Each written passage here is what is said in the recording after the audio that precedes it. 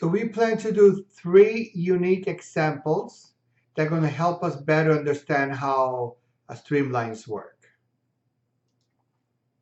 For example number 1, let's consider this case.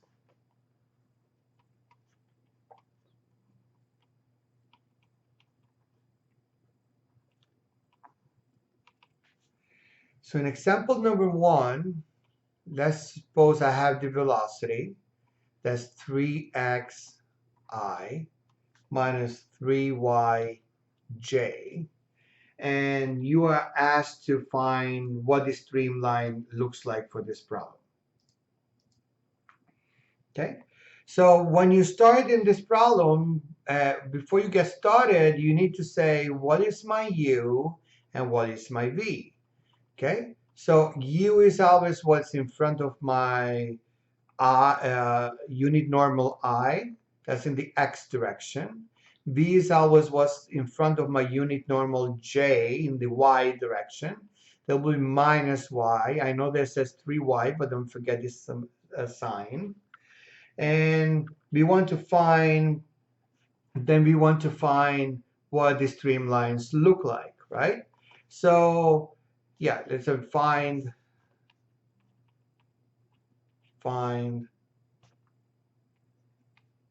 streamline equation.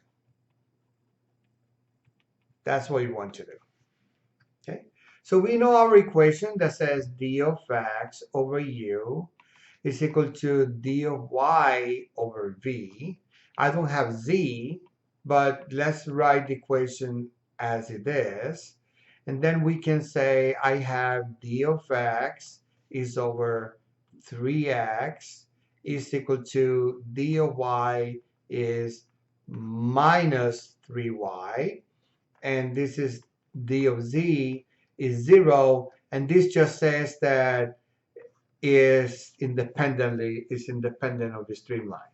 Okay, so I have this equation now, and let's start working with that. 3x, dx over 3x. I have dy for minus 3y, and note that I have y. I got 3 on both sides, so I can cancel them out. So this will give me dy over x is equal to dy minus y. I got those equations. Okay, so I can take this, and now I can integrate on both sides. Yes, you need to know calculus. Have integration in some cases, but this is the nature of working with aerodynamics. So when I integrate this, if you go back to your calculus textbooks, you will realize that the integral of dx over x is nothing else than natural log of x. Or just give me a minute. I want to rearrange this so everything give a function of y. You could have done it like this, but it just becomes a lot more beautiful later. And it's the same problem. I'm just going to rearrange it and put the minus sign on the other side. And the problem doesn't change at all if you would let me do that. Right? These two problems are completely identical. I just swapped them and multiply a minus sign. It's for convenience sake only. So on this side, this is natural log of y. This will be natural log. I can take this minus sign here on the outside. This become minus integral dx of x. So this is minus natural log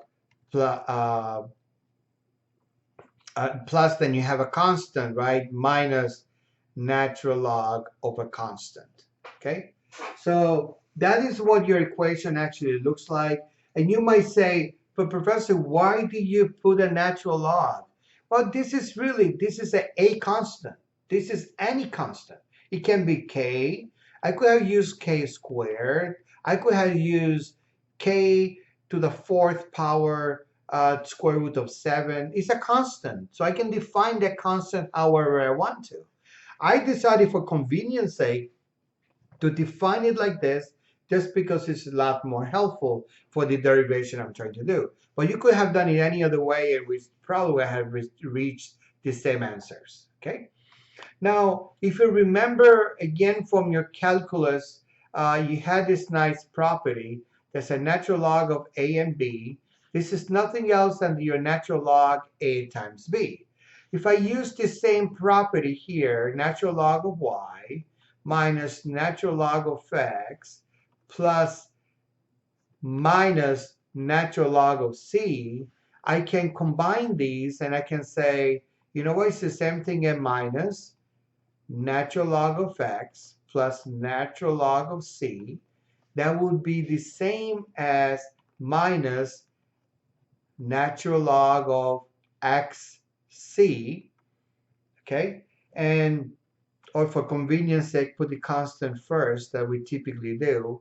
And also remember another law from your trigonometry that says that if I have a and I have b here, this is the same as natural log b to the ath power. So I could take this equation, I can further write it as natural log of cx to the minus 1. Okay, so now note that on both sides I have a y. I got this. So what I could do is I could take to the exponent e on both sides and let's see what I get. Okay, and if you remember again your just give me a moment.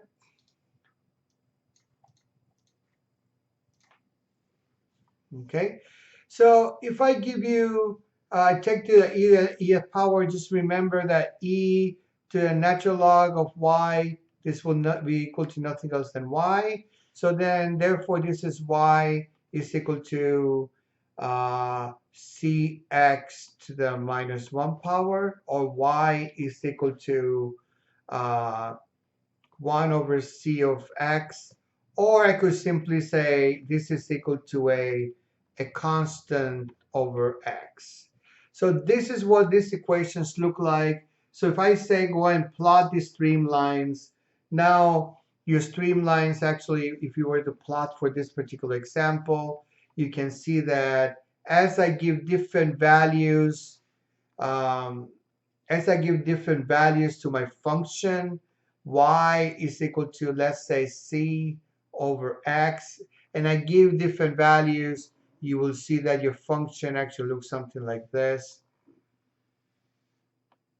Okay, the next function is going to look like something like this. So these are kind of like streamlines for this particular example that we talk. Okay.